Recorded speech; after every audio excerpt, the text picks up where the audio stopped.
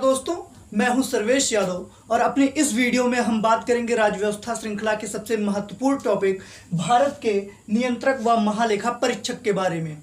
दोस्तों, आज तक एग्जामिनेशंस में कई बार इस टॉपिक से प्रश्न उठा चुका है कि भारत का नियंत्रक व महालेखा परीक्षक संविधान के किस अनुच्छेद में वर्णन किया गया है, इसकी कार्य व शक्तियों का प्रावधान क्या है, नियुक्ति कौन करता है और अन्य प्रक्रियाओं के प्रावधानों से संबंधित कई बार एग्जामिनेशंस में प्रश्न पूछे जा चुके हैं।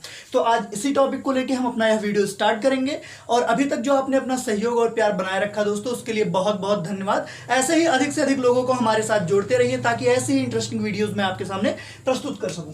तो आइए बात करते हैं भारत का नियंत्रक व महालेखा परीक्षक के बारे में। दोस्तों, इसको इंग्लिश में controller and auditor general of India के नाम से भी जाना जाता है या आप इसको CAG कैग के रूप में भी जानते हैं। दोस्तों, अगर भारत के संविधान की बात की जाए तो इसका जो भारतीय संविधान में विवरण मिलता है दोस्तों, वह आर्टिकल 148 से लेके आर्टिकल 151 तक मिलता है।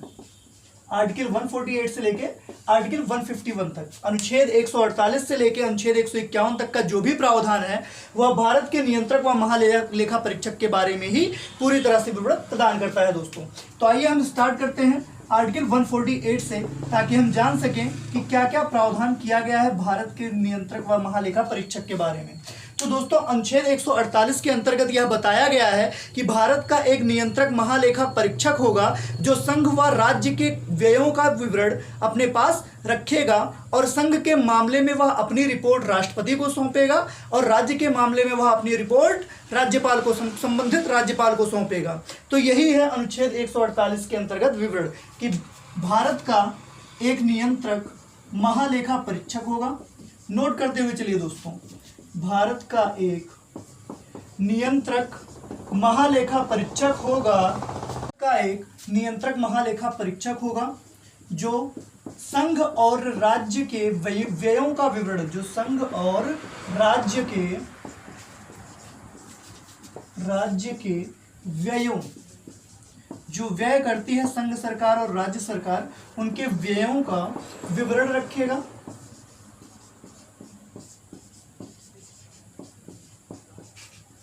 तथा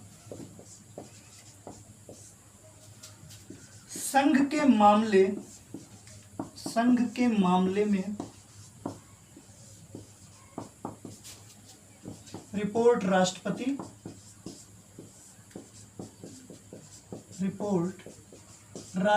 को तथा राज्य के मामले में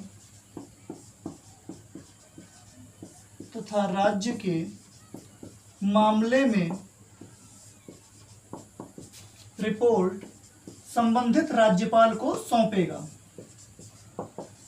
इसी का विवरण दिया गया है दोस्तों अनुच्छेद 148 के अंतर्गत, संबंधित राज्यपाल को सौंपेगा। इसका ही विवरण दिया गया है दोस्तों अनुच्छेद 148 में। यह बताया गया है कि भारत का एक नियंत्रक महालेखा परीक्षक होगा जो संघ और राज्य के व्ययों का विवरण रखेगा तथा संघ के मामले में रिपोर्ट राष्ट्रपति को और राज्य के मामले में रिपोर्ट संबंधित राज्यपाल को सौंपेगा। इसी का प्रावधान है अनुच्छेद 148 में, जिसमें controller and auditor general of India का पूरा विवरण दिया गया है। दोस्तों, इसके बाद देख लेते हैं कि भारत का जो नियंत्रक महालेखा परीक्षक होता है, इसकी नियुक्ति कौन करता है, क्योंकि नियुक्ति से प्रश्न पूछे जाते हैं दोस्तों कि नियंत्रक महालेखा परीक्षक की नियुक्ति कौन करता है या किन किन विधियों के द्वारा भारत का नियंत्रक महालेखा परीक्षक चयनित किया जा सकता है। तो दोस्तों जान लीजिए, नियुक्ति प्रक्रियाओं के दो विवरण मिलेंगे आपको। एक तो राष्ट्रपति के द्वारा, राष्ट्रपति अपनी बुद्धिमत्ता के आधार पर जिसे उचित समझेगा वह उसे भारत का नियंत्रक व महालेखा परीक्षक नियुक्त करेगा। यानी कि इनकी नियुक्ति, पहला प्रावधान राष्ट्रपति के द्वारा होता है और दूसरा जो प्रावधान है एग्जामिनेशन कंडक्ट थ्रू IRS। दोस्तों, IRS Indian revenue services examinations के द्वारा आपका भारत का नियंत्रक महालेखा परीक्षक चुना जाता है। IRS का पूर्ण रूप जान लीजिए, इंडियन रेवेन्यू सर्विस।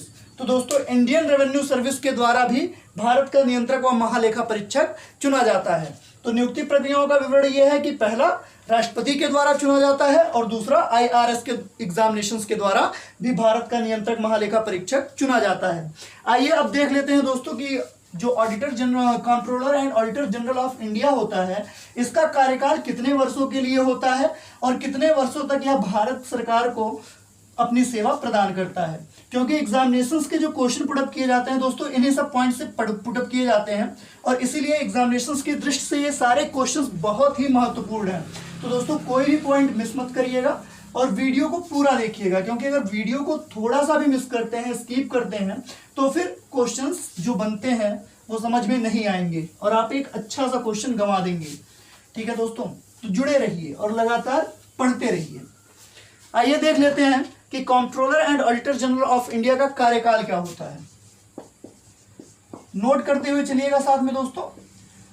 कार्यकाल के विषय में जो उपबंध मिलते हैं हम उन सभी उपबंधों को देखेंगे। पहला उपबंध है 6 वर्ष या 65 वर्ष की आयु जो पहले पूर्ण होगी उसी के आधार पर इनके कार्यकाल को डिफाइन किया जाता है।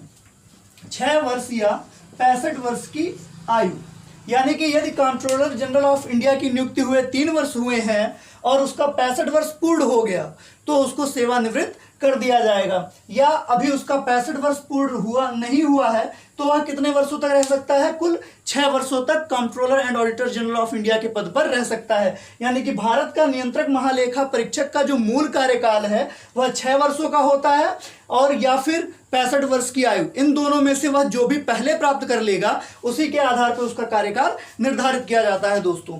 दूसरा देखते हैं क्या है। दूसरा, अगर वह 6 वर्ष से पहले चाहे तो राष्ट्रपति को त्यागपत्र सौंपकर अपने पद से सेवानिवृत्त हो सकता है। यानी कि राष्ट्रपति को त्यागपत्र देकर यह दूसरा प्रावधान हो गया दोस्तों। अब बढ़ते हैं अगले प्रावधान की तरफ। तो अगला जो प्रावधान है वह है दोस्तों कि यदि वह संवैधानिक प्रक्रिया का उत्तरदायित्व अच्छे से ना कर रहा हो, निर्वहन अच्छे से ना कर रहा हो, यानी कि उसके अंदर संवैधानिक असमर्थता या साबित कदाचार के द्वारा, संवैधानिक असमर्थता या साबित कदाचार के आरोप द्वारा कि जो हमारे भारत के नियंत्रक महालेखा परीक्षक हैं वह संवैधानिक असमर्थता के चलते संविधान का पूर्ण प्रतिनिधित्व नहीं कर सकते, इसलिए इन्हें इस पद से हटा दिया जाए। तो यह भी एक प्रक्रिया है भारत के नियंत्रक महालेखा परीक्षक के कार्यकाल के संबंध में।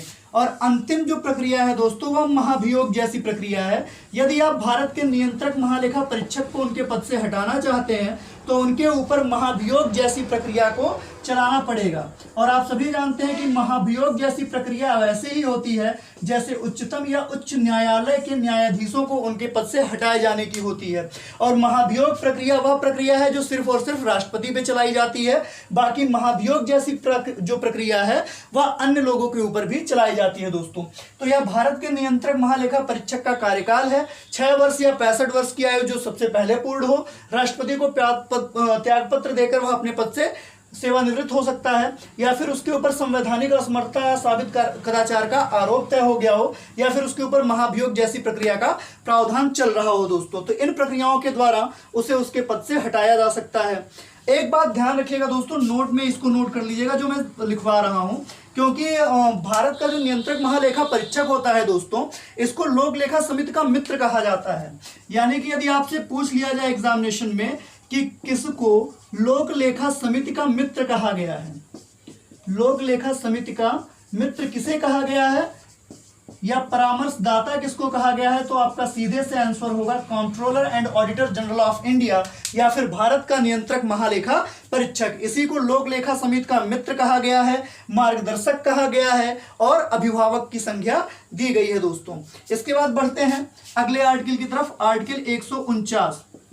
आर्टिकल 148 में आपने पढ़ा कि भारत का नियंत्रक महालेखा परीक्षक का विवरण क्या है दोस्तों।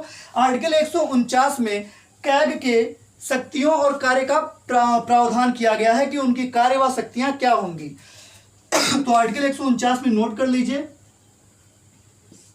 कैग के कर्तव्य व शक्तियां अनुच्छेद 149 में controller and auditor general of India के कर्तव्यों का विवरण है, वह उनकी शक्तियों का विवरण है कि वह किन शक्तियों का प्रयोग करके संविधान का संचालन अच्छे तरीके से कर सकते हैं दोस्तों। तो कार्यकाल हो गया, आर्टिकल 149 हो गया। अब बढ़ते हैं अगले अनुच्छेद की तरफ, अनुच्छेद 150। यह भी आर्टिकल दोस्तों भारत के नियंत्रक व महालेखा परीक्षक से संबंधित है, इसलिए इसको भी एक बार देख लेते हैं। तो अनुच्छेद 150 में बताया गया है कि संघ और राज्य के लेखाओं का प्रारूप क्या होगा। संघ राज्य के लेखाओं का यानी कि जो व्यय का विवरण रखा जाता है वह किस प्रकार से रखा जाएगा और कौन कौन से व्ययों का विवरण रखा जाएगा, उन्हीं का प्रारूप दिया गया है अनुच्छेद 150 में। संघ राज्य लेखाओं का प्रारूप, इस सभी चीज को नोट कर लीजिए दोस्तों, ये सारी चीजें एग्जामिनेशंस में पूछी जा चुकी हैं। और अंतिम अनुच्छेद देख लेते हैं जो हमारे भारत के नियंत्रक व महालेखा परीक्षक से संबंधित है दोस्तों। इस संबंध में आखिरी अनुच्छेद 151 है, इसके बारे में भी एक नजर डाल लेते हैं कि क्या बताया गया है। तो अनुच्छेद 151 की बात की जाए दोस्तों, तो इसमें सीधे सीधे बताया गया है जो संपरीक्षा प्रतिवेदन होते हैं, यानी कि कुछ संकीर्ण विषय जिनके बारे में खुलेआम चर्चा नहीं की जा सकती, गुप्त रूप से बातें की जा सकती हैं और उनका सलाह मशवरा करके जनता के सामने उसका परिणाम दिखाया जा सके, इसी को संपरीक्षा प्रतिवेदन कहते हैं दोस्तों। तो संपरीक्षा प्रतिवेदन का जो प्रावधान है वह अनुच्छेद 151 में किया गया है, जो भारत के नियंत्रक महालेखा परीक्षक से संबंधित है दोस्तों। तो ये पूरी बातें हो गई हमारे भारत के नियंत्रक महालेखा परीक्षक के बारे में कि इसका विवरण अनुच्छेद 148 से लेकर 151 के अंतर्गत निहित है दोस्तों। तो यदि वीडियो अच्छी लगी हो तो लाइक करें, शेयर करें और अधिक से अधिक लोगों को हमारे साथ जोड़ने का प्रयास करें। बहुत बहुत धन्यवाद दोस्तों।